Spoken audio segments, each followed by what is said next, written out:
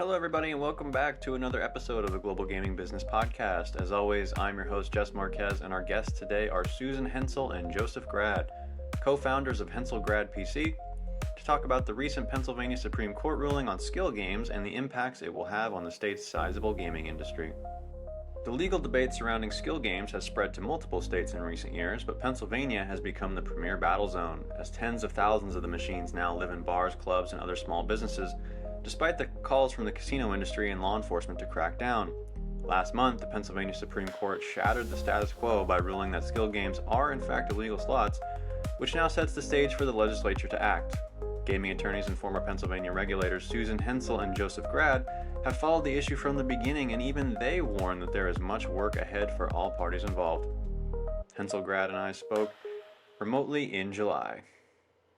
Joe and Susan, thank you so much for joining me this morning. This is a very, very high-profile issue in the industry. There are a lot of ramifications of which we are going to go through today.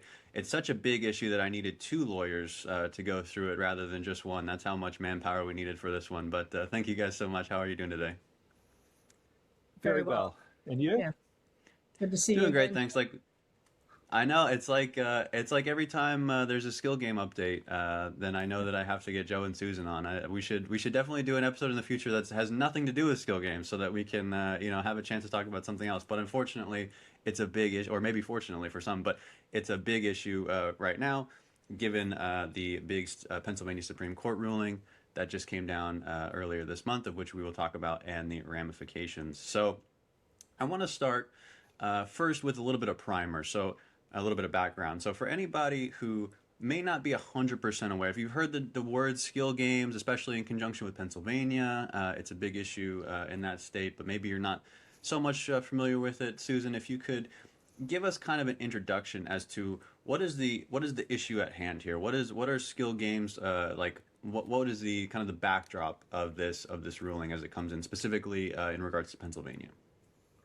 Well, the games that we're talking about that were the subject of the Supreme Court's recent ruling, the state Supreme Court's recent ruling, are gaming devices that operate outside of a regulated casino or other environment, but they still afford the player a cash payout opportunity. So these games are available in Pennsylvania in bars and taverns, convenience stores, VFWs, and they're not just available in Pennsylvania. They are prevalent throughout the United States. They resemble slot machines, and they can have play that has spinning reels or other similar attributes of slot machines, but the games have a very significant difference. In addition to a first phase of a game, like a slot machine, where a player sits down and they spin the reels and chance determines the outcome, these games have a second phase, and that second phase offers the players a pure skill game. Normally, the game is some kind of Simon Says, follow me type of game. And the games give it the opportunity for the player to recoup the wager that they made, as well as a little bit of a gain, maybe like a 4% or some small percentage gain. So lower courts in Pennsylvania, prior to the Supreme Court decision, have used what is called the predominant factor test. And they have applied that test to the play of these games.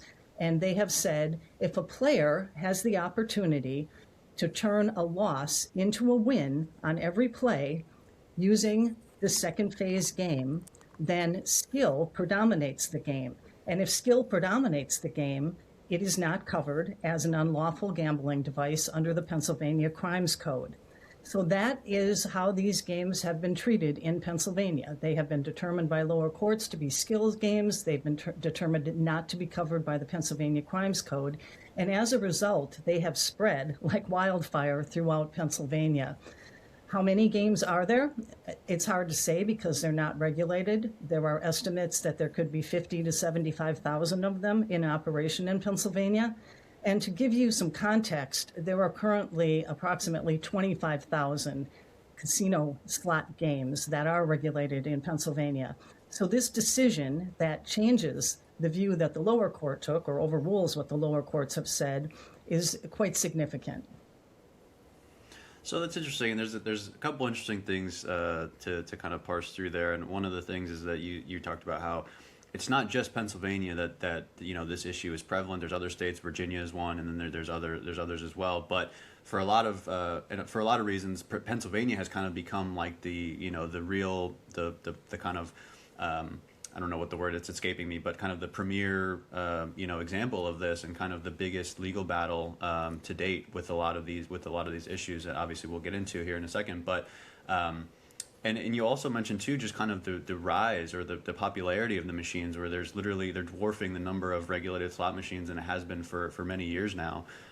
So like I said, this is not the only jurisdiction in America that is dealing with this, but definitely probably the premier one in terms of the importance of the ruling at hand. So if we move to now this Supreme Court ruling, Joe, if you could go through it a little bit, and specifically, one thing I have to preface, obviously, anytime I talk about anything related to legal or politics or anything, I'm not an expert. And one thing that I have learned from gleaning from covering of legal cases in my time is that, it all has to do with whatever specific questions are at hand, right? It's a very broad issue, or there might be multiple parts to it, but the court is going to rule on very specific things or very specific interpretations, et cetera, et cetera. So in this ruling, kind of what was the specific legal issue at hand in this case, and kind of how did the justices rule here?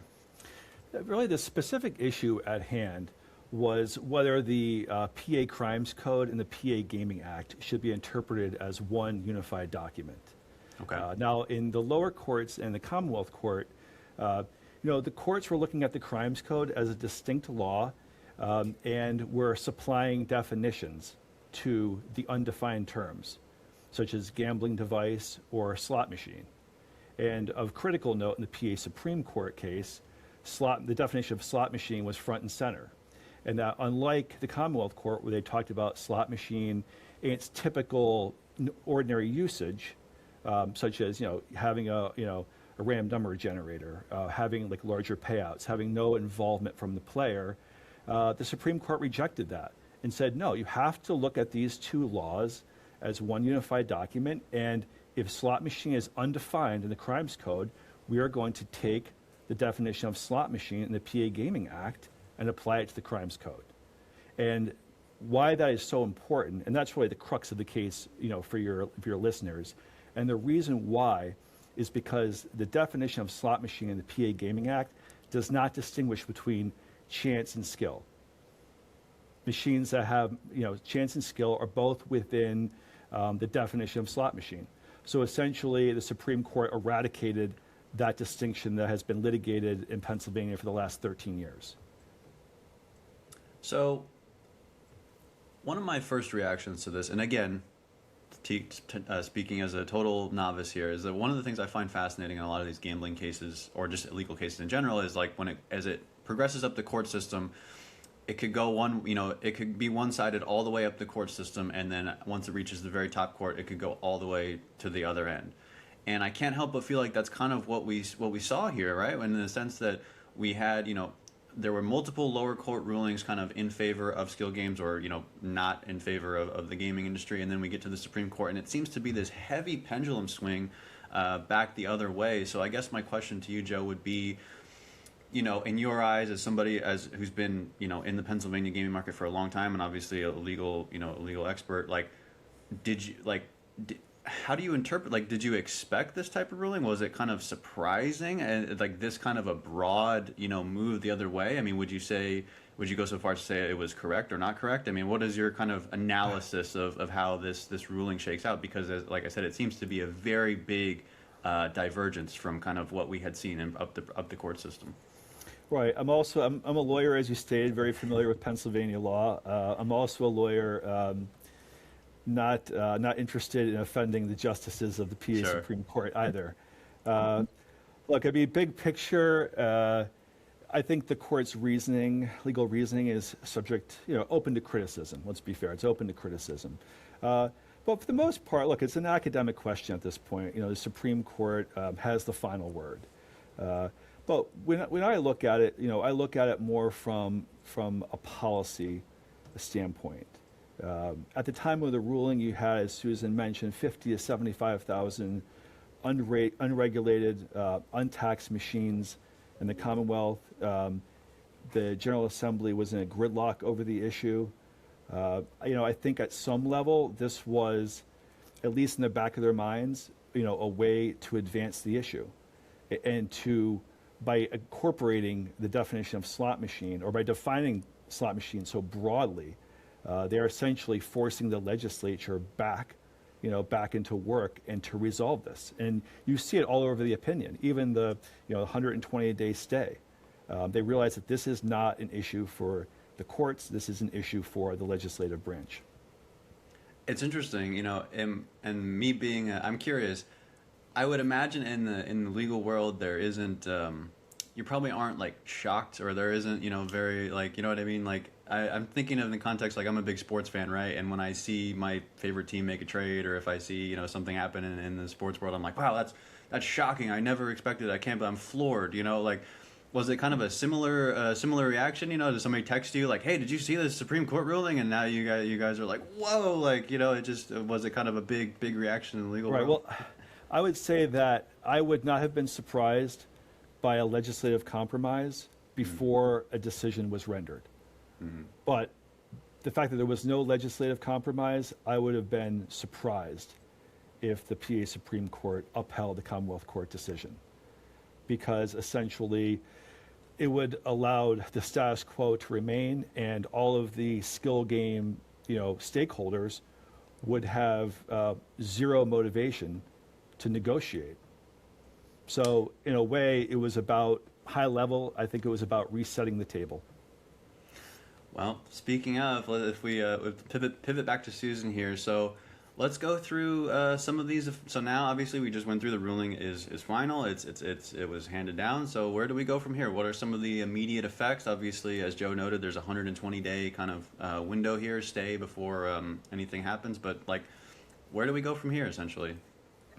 Well, up until now, based on those lower court rulings, these games have been operating in a gray zone. We had no laws that specifically said you couldn't have them, but we had no laws authorizing them. We just had these lower court rulings that said that they were not illegal.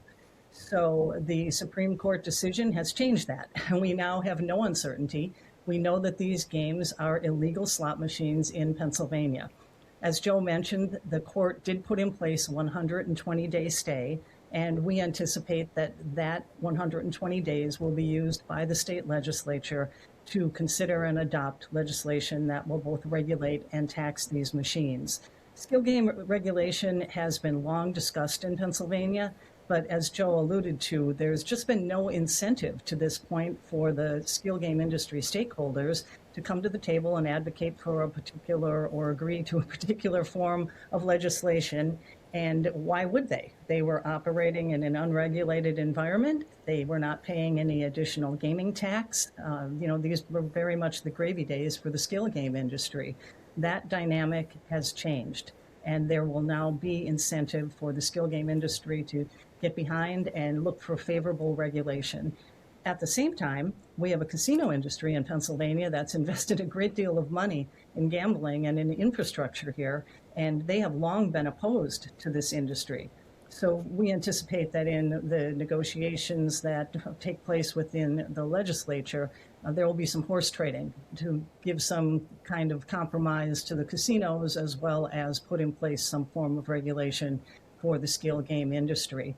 There are very few parts of Pennsylvania that don't have these games in them. And so we anticipate that right now, state representatives are receiving calls from establishments that are in their districts saying, well, what can you do to keep the money flowing? In a lot of cases, these businesses have really come to rely on the revenue stream from these games for profitability and in some cases survival. So we expect that we will see something within those 120 days. It's our understanding conversations are already taking place in the state Senate. Our governor has long advocated for a law that regulates and taxes the games and has actually included revenue in the budget proposals. So we do expect at the end of the day that we will see something come out of the state legislature. In the meantime, the establishments and others, stakeholders in the industry, are just concerned and taking a wait and see approach to what comes out. And so it seems as though, and correct me if I'm wrong, but it seems as though out of all the potential avenues or all the options that, however this may shake out, that the seizure of the machines or kind of just the doing away with them altogether just does not seem to be possible and or, kind of on the table. Like, could that technically happen? Like, in other words, like if they were to do nothing and the window expires, then technically then those machines would be illegal and they would just all need to be seized, right? But that does not seem to be kind of an option at this point, given their proliferation and kind of the resources that would take. Well, come mid-October, the decision came out June 15th. If by mid-October the legislature doesn't act, then that's exactly what will happen. These games will have to be removed, and if they're not removed, then the various players are going to be subject to enforcement action. They're going to be the U-Haul. There are going to be a lot of U-Hauls, a lot of box trucks being used in Pennsylvania. So, Yeah. so moving back to Joe now. So, are there any potentially kind of maybe unintended consequences from the ruling that the legislature might need to address here in the immediate future? Yeah, we certainly think so, because the approach that the Supreme Court used was more akin in essentially wiping out the skill machines. Their approach was more, using a sledgehammer instead of a scalpel. Sure. By using the PA Gaming Act of slot machine, which is incredibly broad.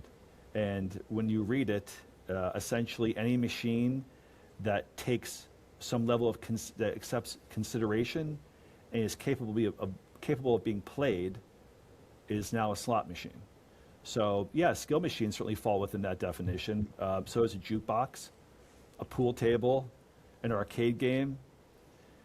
So really any amusement device in the Commonwealth is now really under the criminal prohibitions of the crimes code. So I think that certainly has to be addressed, I think, by the legislature, and certainly those stakeholders will certainly be involved, I would think.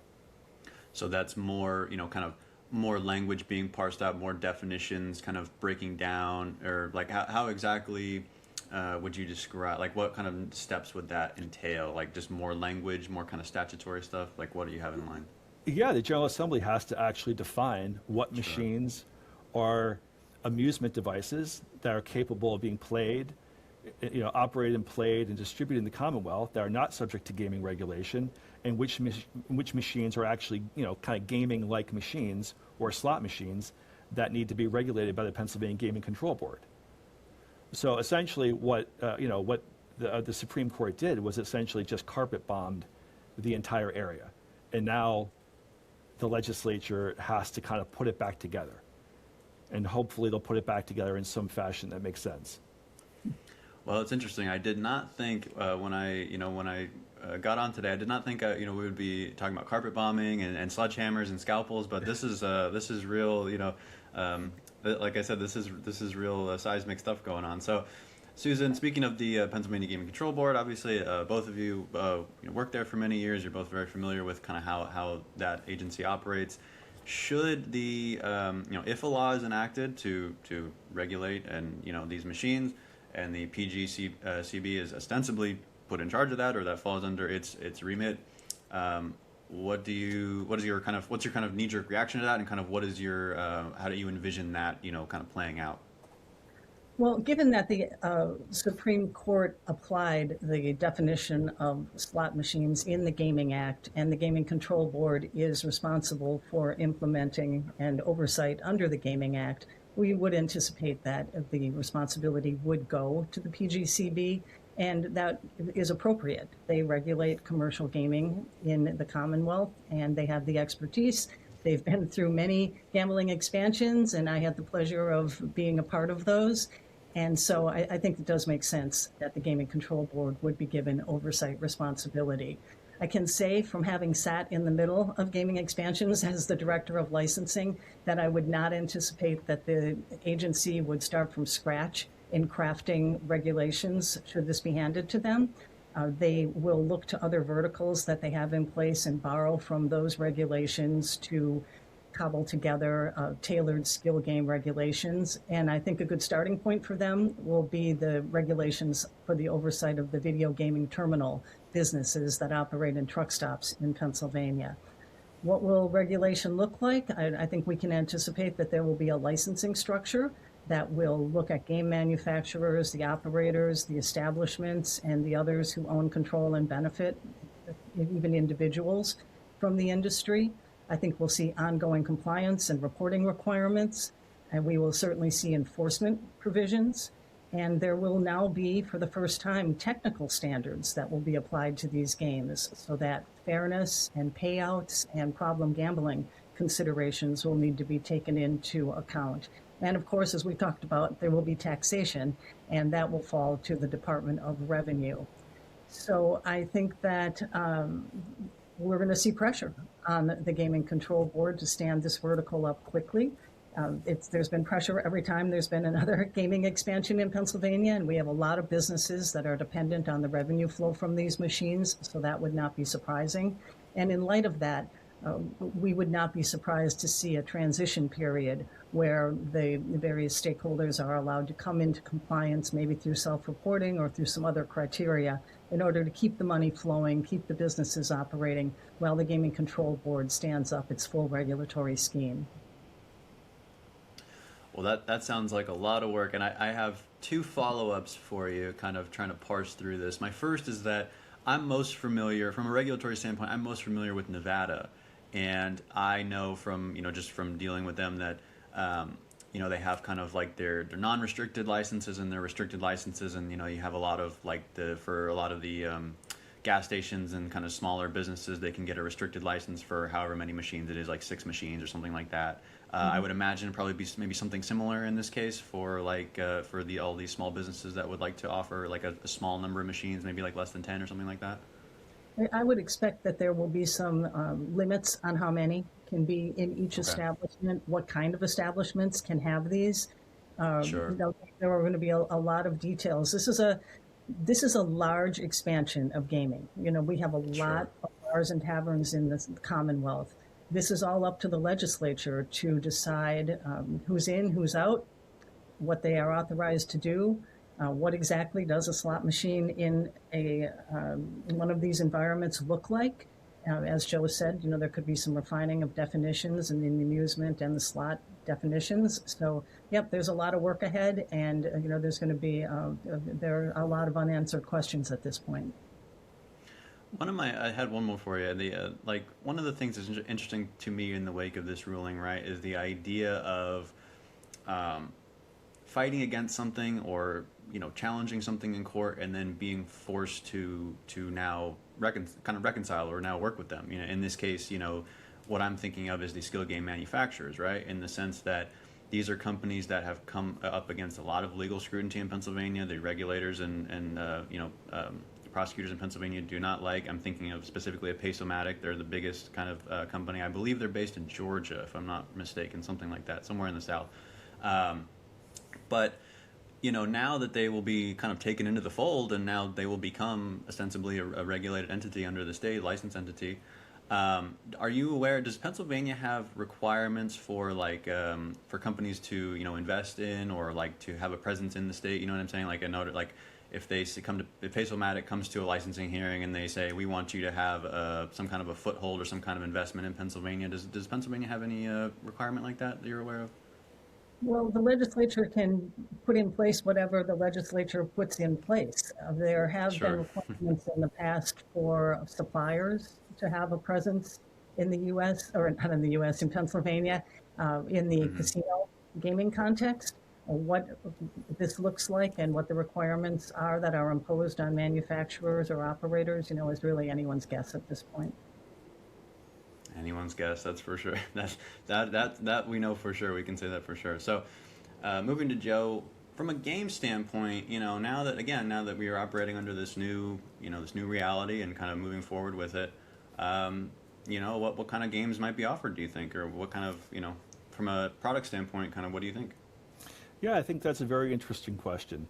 I think, under the old regime, I think the skill machines, had to be designed, and manufactured, with constraints, in accordance with the case law, and in accordance with the idea that, they were at an establishment that was looking for, somewhat of a guaranteed payment. So you had machines that weren't taking in that much money in terms of denomination. They weren't paying out that much. There weren't, I'm not aware of any jackpots or progressive jackpots. So they really weren't slot machines in that sense. But now that they are slot machines, will that give, the establishments more leeway in terms of what machines can go on the premises? Yeah, I think it's a very interesting question. I'm sure the casino lobby will definitely have a lot to say on this issue, as so will establishments. So I think it's a really interesting question. I think my sense will be that there will be fewer machines in the Commonwealth, but that they will probably be more sophisticated and, probably resemble the machines like you would find in a casino relative to the machines that you've seen in the Commonwealth over the past 10 years in bars. Well, if I've learned anything about, again, working in this industry and covering suppliers and products, like once the stage is set, or once the runway is cleared, then the products come after, and they look exactly like slot machines in a lot of cases. Whether the back end, the multiple different kinds of back end machinery behind them, they always seem to find a way to make the gameplay extremely similar. So I would imagine if years down the line, as we move forward, that would most likely be the case. So thank you guys so much for joining me. This has been really great. I want to get you out of here, obviously, on this as our if our listeners could not tell by now, you two are both experts at this, and both have a lot to offer. So what assistance can Hensel Grad be to manufacturers, operators, providers, anyone? We are here and available to speak with anyone in the skill game ecosystem. We know we don't have a law yet, but as former regulators, Joe and I are well versed in what future regulation could look like, and we are here to assist with companies getting through whatever kind of licensing process and compliance process is put in place. We understand that there can be fear, intimidation, and concerns about being regulated and being brought under the oversight of a new agency, and we are here to help take the fear and concerns out of that process and to make it as easy and pain-free as possible. No, I agree with everything Susan said, and I think that if you're in this ecosystem, I would certainly start the process of preparing for gaming licensure. It's going to be something that they haven't experienced before, and it makes sense to resolve any potential issues prior to the enactment of the law, and not after while they're trying to apply. So I think to the extent they can get out in front of it and understand the requirements, I think everyone's going to be better off. Certainly. Well, as we've alluded to many times over the course of this interview, we are in early stages. We don't know how this ultimately will shake out, but we know for sure that big changes are coming and that it will be momentous for Pennsylvania gaming. Susan, Joe, thank you so much again for joining me today, and hope you have a great day. Okay, thanks, Jess. Nice to see you. Take care. We thank you for joining us on this episode of the Global Gaming Business Podcast. To learn more about Susan, Joe, Hensel Grad, and all things gaming, visit ggbmagazine.com. Don't miss an episode of the GGB Podcast by subscribing on iTunes, Spotify, or wherever you get your podcasts. Thanks. We'll see you next time.